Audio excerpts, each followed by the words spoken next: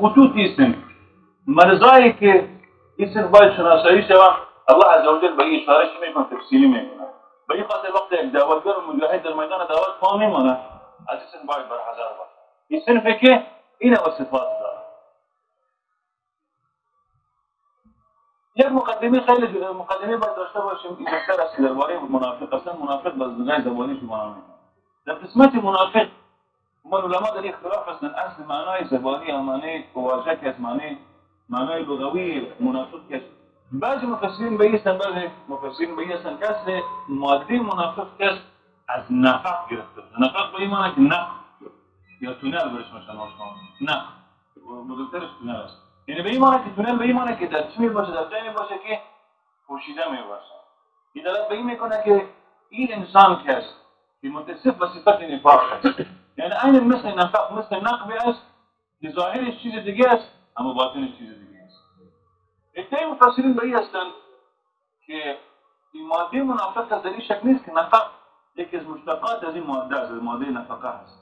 اما اصل این از یک عملکرد موشخورما گرفته یا موش دو پا برش می‌بینید. و یه همیشه کارش به می است که وقتی موشخورما در یک جای داخل میشه خوب متوجه باشید. و اکثر مفسرین که رای راجح همی است. موشخورما وقتی در جای داخل میشه دو راه به خود میگذارد. یک راهی است اون در زبان برام قافصا میگن، یک راه به خود میگذاره در داخل زمین. وقتی که نقب میکنه یک راه است وقتی که داخل میشه اما رای اولی را که دشمن احتمال نفوذ داره که نفوذ کنه. اون را چی میکنه؟ وقتی که راه را سوراخ میکنه پس دوباره پر میکنه در اینجا از خاک زیاد استفاده میکنه. خاک زیاد. وقتی که داخل میشه به این سوراخ پشت سر سوراخ با خود رای دیگه میکنه. رای فرار هم با خود در اونجا پیدا میخواد کنه. رای سوراخ میکنه، رای فرار هم رای فرارش به این است که رای که داخل شده این را خوب محکم بسته میکنه. رای فرار خود خیلی یک پرده نازک وارد. این به نام نافقا در زبان عربی میگن. یعنی پرده نازکی را که موشخورما استفاده میکنه به خاطر فرار مجرد که خبر شود که از این راه کسی سرشمله میکنه به خاطر همه که هستند که از این راه داخل شده. وقتی میخوان سرشمله کنن این راه به خود راه عقبی رو به خود گذاشته مثل یک پرده وارد. اکثر مفسرین به می هستند که کلمه منافق وقتی که بالای منافق اطلاق میشن اینمی عمل کرد و نمو پرده نافقای است کسی موشخورما استفاده میکنه بیرون است. یعنی به این معنی میبینیم در اینجا به شکل منافق همیشه به این است در حقیقت کافر میباشن و مجردی که بفهمه برش که شمشیر اسلام برش تماس میکنه و احتمال داره که عورتش منکشف شود و احتمال به این است که اما فی ضمیرش برای مردم اما چیزی که مستور است کل مکتوب شود برای مردم کلش اعلام شود باز استفاده میکنه چیز همون نافقای خود بعد اظهار ایمان میکنه، اظهار محبت با الله میکنه، اظهار محبت با رسول صلی الله علیه و سلم. این بود تفسیر چی لغوی است. نفاق چی وقت ظهور کرد؟ خوب متوجه باشید. نفاق وقت ظهور کرد در مکه نفاق ظهور نکرد. نفاق در مدینه ظهور کرد و در میان کسای ظهور کرد که رسول هم استقبال کرده بود. یعنی در اهل مدینه از مهاجرین کسی متهم به نفاق نشده. از مهاجرین کسایی که با رسول صلی الله علیه و سلم هجرت کردند یا به امر رسول صلی هجرت کردن، هجرت اسکار کردن، آمدن به مدینه آمدن، نمی‌دونم کسی متهم به نفاق نیست.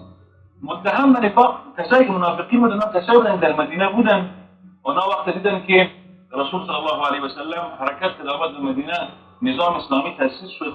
همه خوابایی که اینا داشتن خصوصا عبدالله بن ابی ابن سلول المنافق که یه بنام رأس منافقین رئیس منافقین یاد میکنن، این اصلا احتمال قوی میرفت که تاجگذاری شود، برش تاج گذاشته شود از طرف اوس خود در مدینه. اما وقتی که رسول صلی الله علیه و حرکت میکنه به سوی مدینه، نظام اسلامی در این تشکیل میشه، همه خوابای دیگه نقش براه میشه و نفاق به شکل علنیش که ظهور میکنه بعد از غزوه بدر است. وقتی غزوه بدر رخ میده، الله عز وجل که برام یوم الفرقان گفت الله عز وجل جند خدا و عسکر خدا به قیادت رسول صلی الله علیه و سلم در اولین غزوه که رسول شرکت میکنه، در این پیروز میکنه، خود به خود در اینش میکنه نفاق در این ظهور. و نفاق یک بیماری است.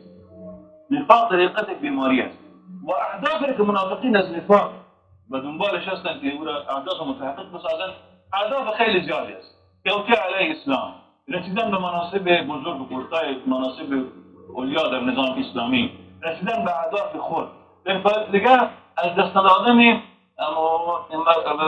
یک جا و شرف و منزلت مادی که در جامعه می باشه به خاطر کسی که اصلا متمسک به اسلام باشه و در منزلت در جایی که نظام اسلامی حاکم باشه طبیعی است کسایی که متمسکین به اسلام هستند اینا خود به خود جا و منزلت و شرف پیدا میکنند در پیش نظام اسلامی، در پیش ولات الامور، کسایی که اولیای امور در کشور میباشند. برعکس کسایی کافر هستند اونا به این منصب و منزلت نمیرسند، اونا اهل ذمه هستند.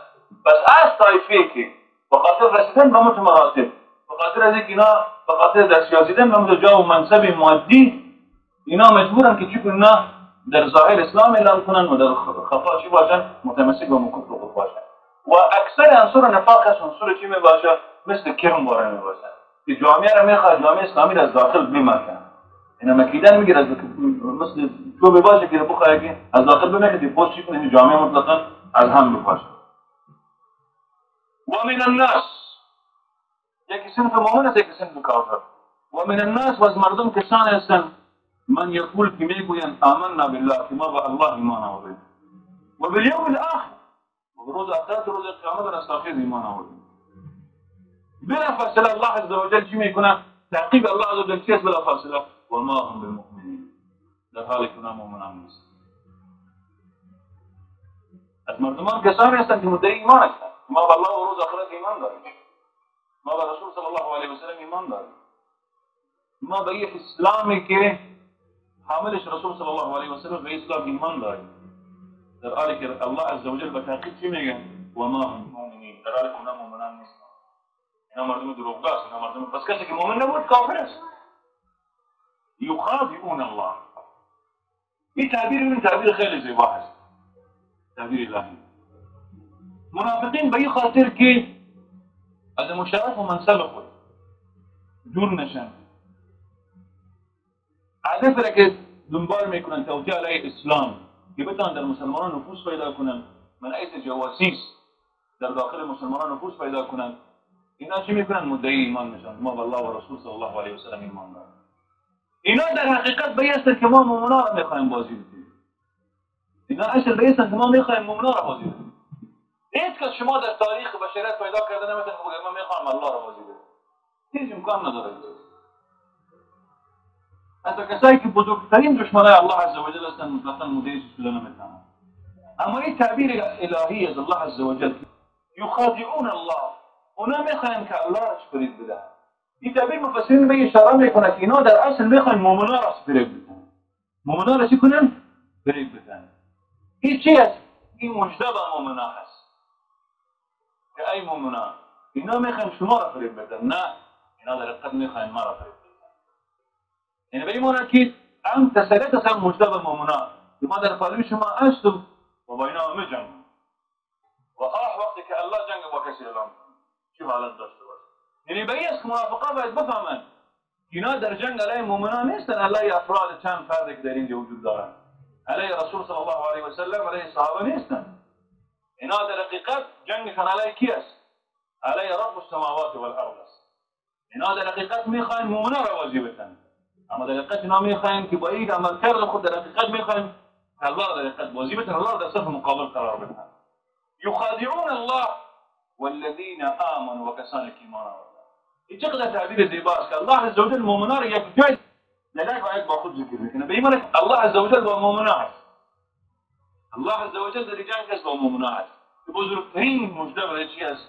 بشارت برای مؤمنان است. کسایی که در صف اسلامی قرار دارند، علیه کفار می جنگند، حاملین پیغام رسول صلی الله علیه و سلم هستند. بر اینا الله مژده میده که کید منافقین کس کید ضعیف است که مفید واقع نمیشه. الله عز وجل کید دوباره چی میکنه؟ پس دوباره بازگشت میکنه علیه منافقین و شما نباید عجیب باقی داشته باشه. یخادعون الله، الله را میخواین چی بدن؟ فریب بدن. والذین آمنوا، کسانی که ایمان آوردن، و ما یخدعون الا انفسهم، در حالی که اینا فریب نمیدهند مگر کی؟ الا انفسهم، مگر خویشتن و ما یشعرون، و نمیدهند. اینا فاقد شعور هستند. دیگه تعبیر زیبا قرآن کریم میبینید. یخادعون، لفظ مخادع از لفظ مفاعله از زمانه از طرفین است. مخادع به این معنی که از طرفین است، یعنی به این معنی که منافقین باید به این محتاط باشن، برحذر باشن، برحذر باید باشن. اونا میخوان الله را فریب بدن. والجزاء من جنس العمل، جزا و پاداش از همون عمل است که تو با الله عز وجل میکنی. اما در حقیقت اینا خود فریب میدهند، در حالی که شعورن و فاقد شعور هستند. چرا خود فریب میدهند؟ چرا در صف مقابل الله و رسول قرار میگیرند؟ چرا به الله و رسول ایمان نمیآورند؟ ایمانشان ایمان کاذب است. فی قلوبهم مرض، در قلبهایشان نفاق است. مرض بیماری است، بس نفاق بیماری است. در حقیقت رو باید داشته باشید، نفاق بیماری روانی است. انسان منافق که است، انسان منافق این فاقد شخصیت قوی است. انسان که دارای شخصیت قوی باشه هیچ وقت متمسک به نفاق نمیشه. این متوجه باشید، در هیچ جامعه شما متوجه باشید کسایی که دارای شخصیت قوی هستند اینا هیچ وقت متمسک به چی نمیشه، متمسک به نفاق نمیشن. متمسک به نفاق کسایی میشه که اینا در قلبشان شخصیت ضعیف دارن، شخصیت دوگانه و سیگانه دارن. از این خاطر شبیه به نفاقی با اینکه این نفاق نیست اما شبیه نفاق، مثل انسان متملق و چاپلوس شما مشاهده کنید. متملق و چاپلوس میشه انسانی است که شخصیت ضعیف داره، شخصیت قوی نداره. از این خاطر ببینیم که الله عزوجل درباره کسایی که شخصیت قوی را کافر است. سه آیت مختصر شون ان الذين كفروا سواء. ببین وقتی که ابو سفیان رضی الله تعالی عنه متوجه باشه، ابو سفیان رأس شرک است، رأس مشرکین است. ابو سفیان بعد ایمان آورد رضی الله تعالی عنه، اما در وقتی که علیه رسول صلی الله علیه و شمشیر بلند کرد. ببین هذا فرق منافق و فرق کسی که شخصیت قوی داره، کافر اصلی است و اظهار کفر میکنه، از کسی خوف نداره. ابو سفیان رضی الله تعالی عنه هنوز که اسلام نآورده بود، وقتی که مکه محاصره میشه عباس رضی الله تعالی عنه کاکای رسول صلی الله علیه و سلم است، ابو سفیان با خود ابداع کرد میاد در خیمه رسول صلی الله علیه و سلم. مکه محاصره است، رسول الله صلی الله علیه و سلم که مکه را محاصره کرده و پایگاه رسول صلی الله علیه و سلم در پیرامون مکه است، خیمه ها زده شده و قاعده مسلمان رسول صلی الله علیه و سلم در این چیز در این جا متمرکز.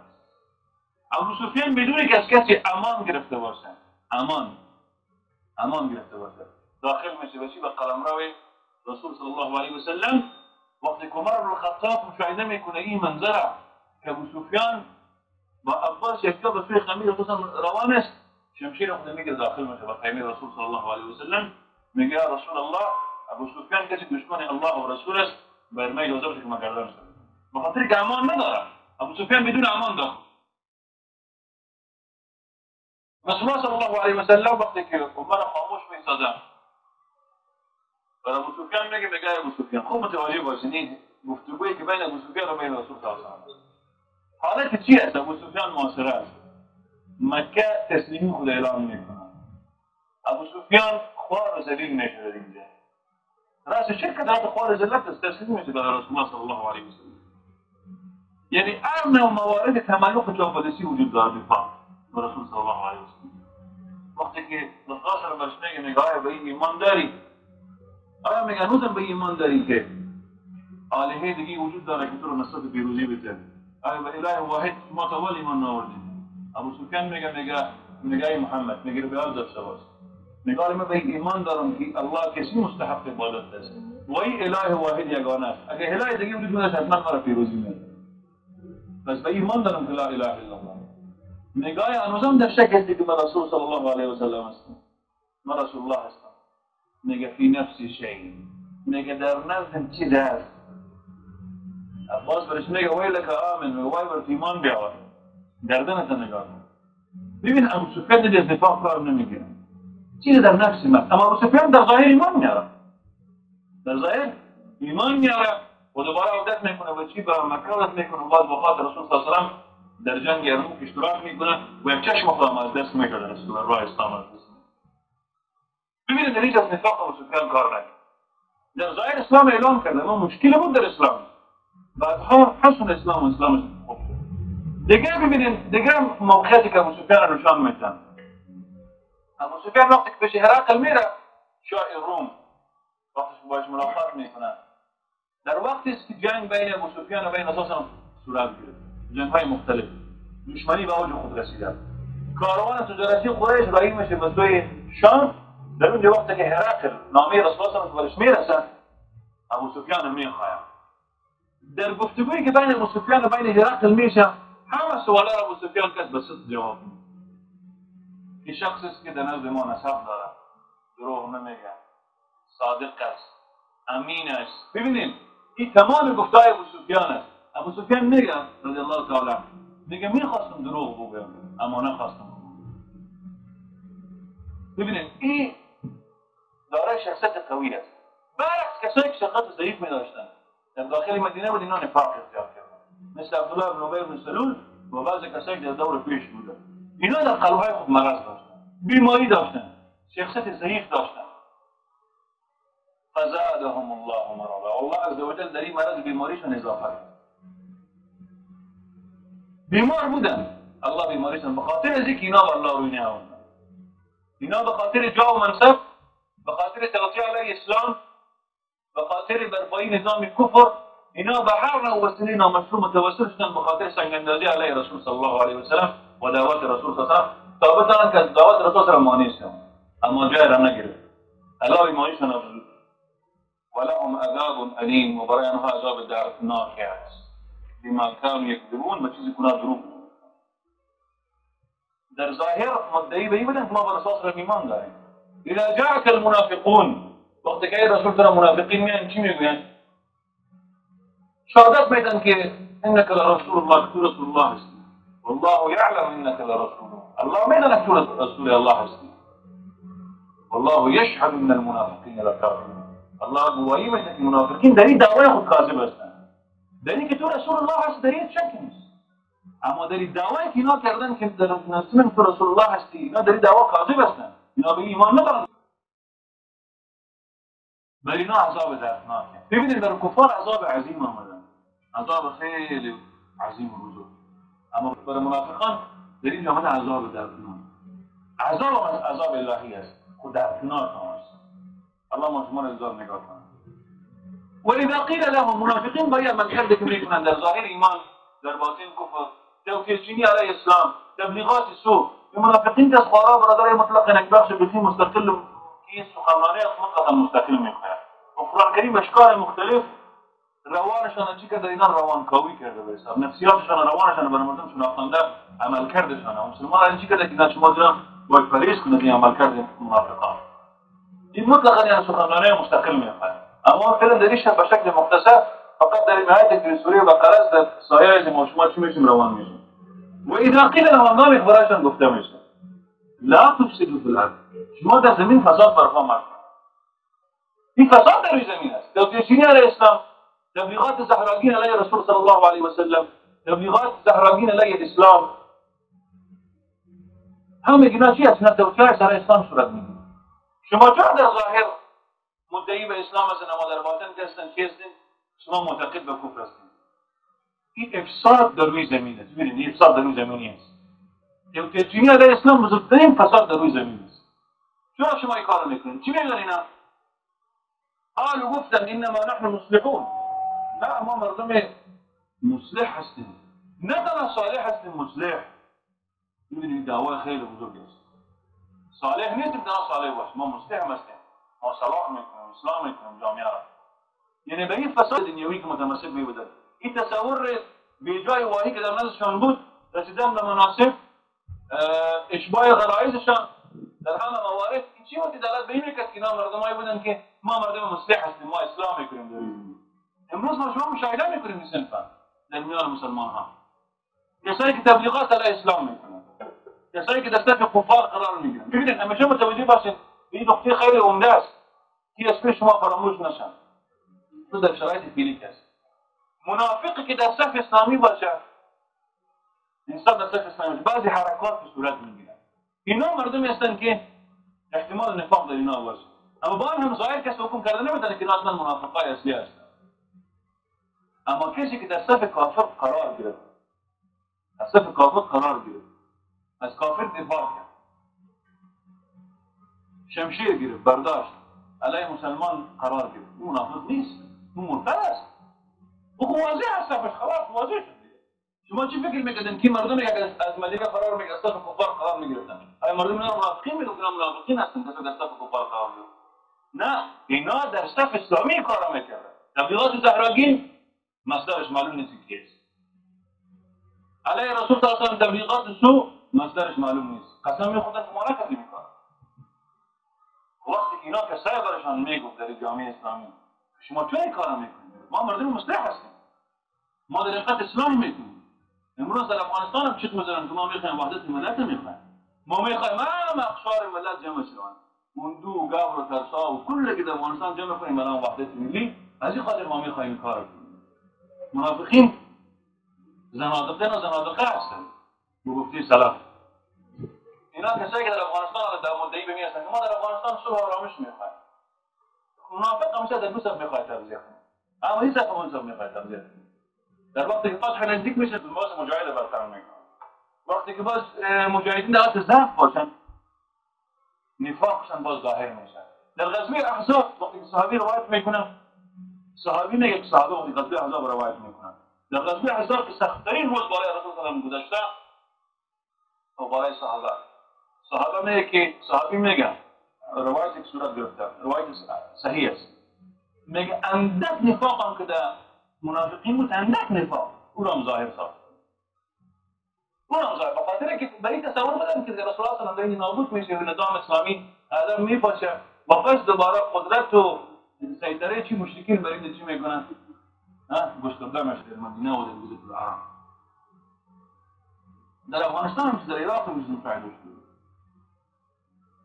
افغانستان رفت با کار مجدهای امریکا شد اما امروز مشاهده میکنیم باز مردم سر میزنه کسایی که در 5 سال موقفشان موقف منافقانه بود امروز میریم یک بار دیگر باز لباس مجاهد وطن داد بعضی کسان مشاهده میکنیم حرکات رو شروع کردن اما این حرکات جایی رو میگیره این جایی رو نمیگیره این متوجه باشید اینا مردم چی هست؟ اینا مردم مسلم هستن مردم مفسد هستن قرآن میگه الا بدانن یاد به تنبیه است انهم هم المفسدون اینا مفسدین همینا هست کسی نیست ولكن لا يشعرون ما نمیدانن این قیدایی که ذکر شده بسیار قیدایی چی است؟ لاش نمیدانن یعنی که کار انجام در حقیقت کار افساد است کار متوجه باشین امروز کسی که در افغانستان خواهان ازی است که میان این نظام فعلی که در کابل است که در اصلش بودیگاکا هستن بودیگاکا که این نظام وجود دارد کسایی که ریموت کنترلش با دست کسای دیگه است کسایی که بهی هستند که بین از این نظام و بین صف مخالف مذاکرات شو و مشکلات رو حل کنند اینا در حقیقت اینا کسایی هستند که قرآن اینا رو میگه الا انهم هم المفسدون اینا مردم مفسد هستند عجیب است کسی که به خاطر الله 5 سال خون داده اینا با مردم مذاکره کنند برای مردم تنازل صورت بگیره از عقاید که مردمای مفسد در روی زمین هستند مردمای مزدوری هستند مردمای کسایی هستند که با مشاهده اینا با هزارها مسلمان افغانی دومه مرگ شد با اینا نشسته برخواست باید صورت بگیرن با کسایی که صلاحیت رفتن خیلی جایی بین قوسین ندارن به اون جای داخل شدن صلاحیت خواهمشان در دستشان نیست امروز کسا بر ما پیشنهاد میکنن که با اینا باید مذاکرات باید صورت بگیرن عجیب است یه عجیب منطقی است این منطق همیشه خصوصا نوعیسم برادر افغان خیلی باید متوجه باشید نظام فعلی که در کابل حاکم است این نظام کفر رده است این نظام است که باید در مزبره تاریخ باید روان شود اینا کسایی هستند که با الله خیانت کردن با رسول صلی الله علیه و سلم خیانت کردن با جهاد خیانت کردن با همه امت اسلامی خیانت کردن کسایی که شعار میدادن وقتی که خوز در زمان بیل کلینتون وقتی مورد حمله خوز قرار گرفت همینا شعار نمیدادن که این زمین کسی سرزمین اشغالی است برای افغانستان کدام حمله صورت نگرفتن کسایی که شعار میدادن که در ماه مبارک رمضان عملیات علیه امارات اسلامی طالبان متوقف به این خاطر نشن که دشمن تقویه میشه کسایی که مردم در کانتینرها در دادن در شمال افغانستان با اینا مردم مذاکرات باید کنن عجیب است اینا اگر مسلمان هم شوند اگر به دایره اسلام داخل شوند اینا کسایی هستند که باید قصاص باید شوند و اینا متوجه باشین امروز شعار که امروز میدن که ما میخوایم با مجاهدین مذاکره کنیم این شعار است که از شکست سرچشمه میگیرن و همیشه متوجه باشین شما نظام کمونیستی و نظام کاپیتالیستی شما چی کنین از دو مقایسه کنید سال 57 انقلاب دورانساز بین قوسین با تحت رهبر خردمند و دانشمند ترکی صورت گرفت بین قوسین سال 57 6 سال بعد سال 63 سال 63 کارغل به صراحت اعلان میکرد کارمل که ما با اشرار صلح ناممکن است. ادارات به تجارت به قوتشان میگه، از منطق قوت صحبت میگه. 6 سال از نظام اینا گذشته، نظام مرتدین در کابل فرم گذشته. حالا بیایید ما میخوام مجاهدین مذاکره کنیم.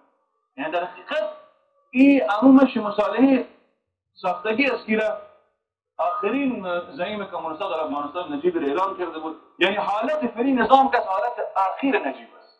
این خوب مجاهدین باید متوجه باشند. این نظام کاواخ از بین رفتنی است. نظام از بین رفتنی است. و این کوشش که باز منافقای را بران رفته غیر نمیگیره متوجه باشید. به خاطر که در این سرزمین که خیلی خونها ریخته شده، خونهای مبارک. اما صرف این است که انسان باید محتاط باشه، برحذر باید باشه. و اذا قیل لهم آمنوا باشن گفته شده که ایمان بیاورن کما آمن الناس، مثل که مردم ایمان آوردن، مثل که صحابه ایمان آوردن.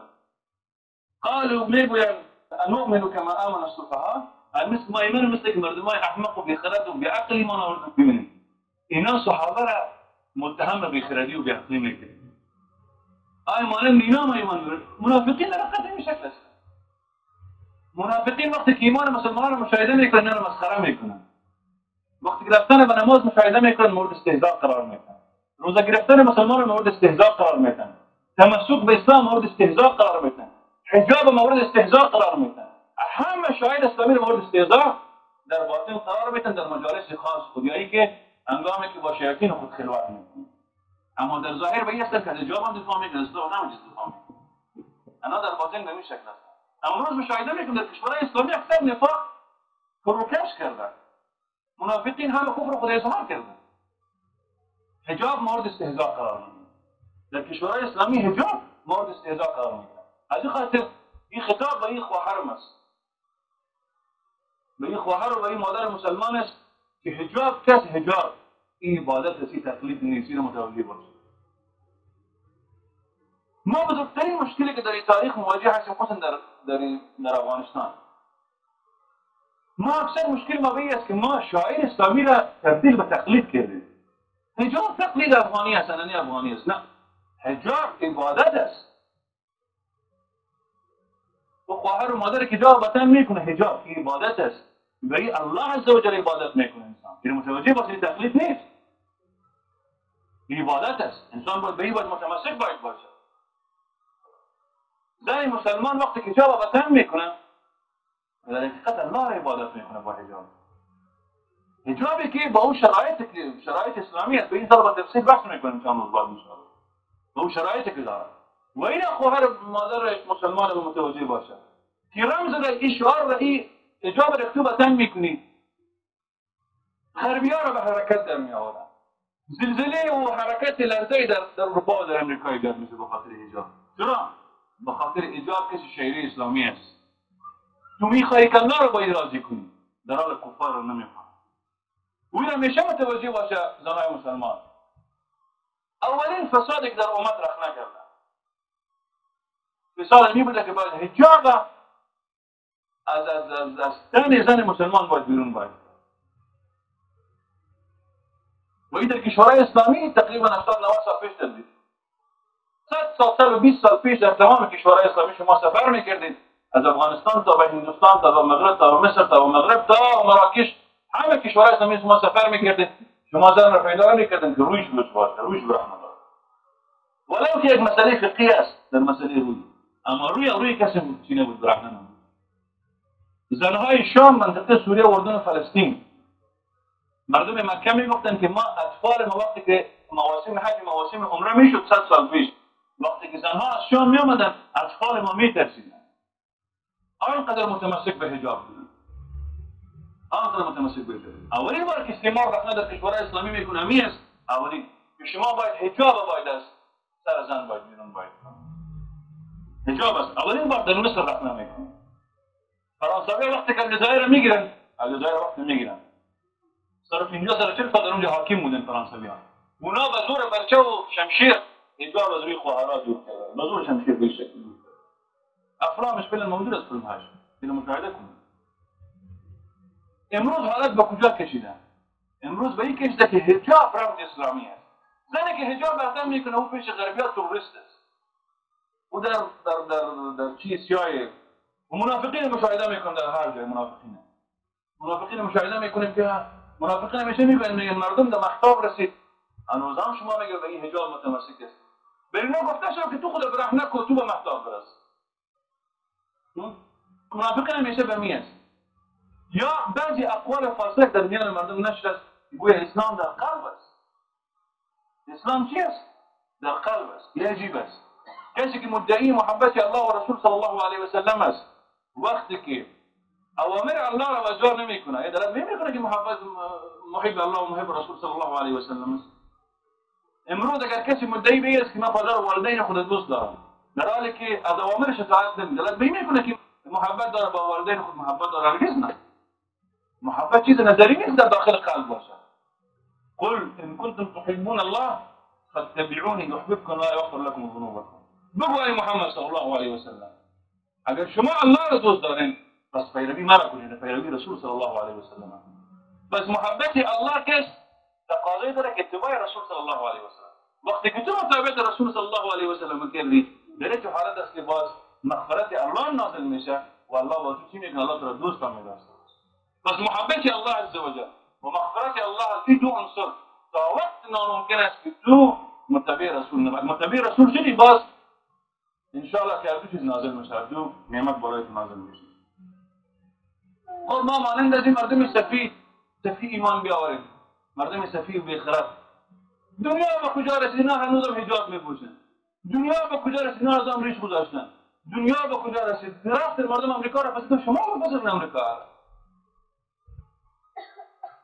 الا انهم هم السفهاء. پس بدارید که اینا مردم سفید و احمق و بیخرد هستند ولكن لا يعلمون، اما نمیدانند. ببینید تعبیر زیبای قرآن کریم است. منافق شعور نداره و منافق علم نداره. پس منافق شعور علم نداره و انسان جاهل است و اصلا از این مورد بیرون است که موضوع پیروی کنیم و سخنانش گوش کنیم. انسان جاهل که سخنانش گوش نمیکنه. پس منافق انسان جاهل است و منافق انسان لا شعور است، فاقد شعور است، فاقد احساس البین. خب همین منافقین در جامعه اسلامی خود بین میکنن که ما مسلمان هستیم و اسلام دوست داریم. و اذا لقوا الذين امنوا وقتی که اینا ملاقات میکنن با کسایی که ایمان دارن قالوا آمنا گفتن ما ایمان آوردیم. و اذا خلوا الى شیاطینهم وقتی که با شیاطین خود یک جای میشن مثل یک جای حکام کشور اسلامی که بوش یک صفت بسیار خوب داشته، یک صفت برازنده در بوش نمیاد نقطه مثبت. بوش نفاق نمیخواه، این متوجه باشید. سردمدارای فرانسه سفید کسی که نفاق نمیخواه در کشور اسلامی که حاکم مسلمان هم مسلمان خوش کنم، کافر خوش کنم، مجوس خوش کنم، گاو ترسان. هیچ چیز فعلا در فرهنگ بوش نیست. به خاطر بعد سپتامبر شروع به صراحت اعلان کرد یا با ما یا با تروریستا. راه سوم دیگه وجود نداره. یا با ما باشیم یا با تروریستا باشیم. از این خاطر ما شما مشاهده کردیم حمله که فعلا علیه اسلام صورت میگیره در جهان اسلام، حمله علیه حجاب. فساد اخلاقی در کشور اسلامی که نشر جریان قرار داره. کوشش‌های مسموم کننده که فعلا جریان داره در کشورهای اسلامی، کوشش‌های شیطانی، همه به خاطر همین است که اینا ثابت کنن که ما در صف چی هستیم؟ در صف دشمن قرار نداره، در صف اسلامی قرار داره. خب اینا وقتی که با مسلمان‌ها یک جای میشن دیگه ما مسلمان هستیم. 5 بار خانه کعبه میره داخل شدیم. یکی میگه 5 وقت نماز خوانیم، یکی میگه پدرم به این شکل. و اذا خلوا الى شیاطین وقتی که با شیاطین خود خلوت میکنن قالوا انا معكم. شیاطین کی است؟ یهودا. در وقت یهودا با شیاطین خود می نشستن باز میگفتن که انا معكم، ما با شما هستیم. انما نحن مستهزئون، ما مردم استهزاء کننده هستیم، اینا رو مسخره میکنیم. اینا خلاص نمیفهمن، مسخره میکنیم، بازی جان میکنیم. الله یستهزئ بهم. اینا مؤمنان را مورد استهزاء و تمسخر قرار میدن، در حالی که الله میگه که الله به اینا استهزاء میکنه. و یمدهم فی طغیانهم. اینا را بعضی مفسر میگن که مهلت میدن، بعضی میگن که اضافه میکنه، میافزاید الله عز وجل. به طغیانشان، به طغیان کردن الله میافزاید. فی طغیانهم یعمهون. اینا را میگذاره که طغیان خود متحیر و سرگردان بگردند.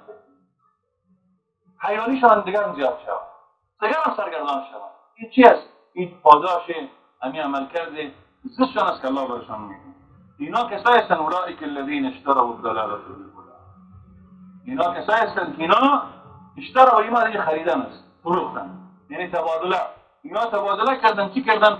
ضلالت بالهدى. هدى را گذاشتن. در زمان نبی باک است در این منطقه عربی برای مطلوب چیزی که تعرف شده. بالهدى اینا هدى را گذاشتن، گمراهی را خریدن و گرفتن. فما ربحت تجارتهم، تجارتشان ربحت نفع نکرد و فایده بکرد. وما كانوا مهتدین، و اینا هدایت شوندگان نبودن، راه شوندگان نبودن. اینا کوشش کردن داد معامله کنن، اما داد معامله که اینا هدایت دادن و گمراهی را خریدن. تجارت مفید نبود.